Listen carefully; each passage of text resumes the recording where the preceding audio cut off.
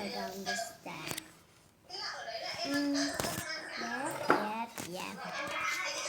Around the star. Okay.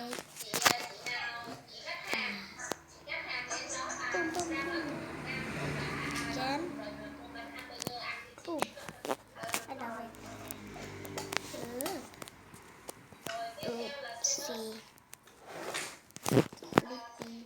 I was right here. And wait a little bit.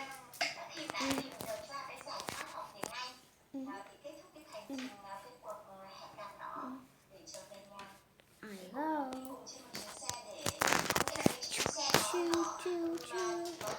Down here. The place is okay.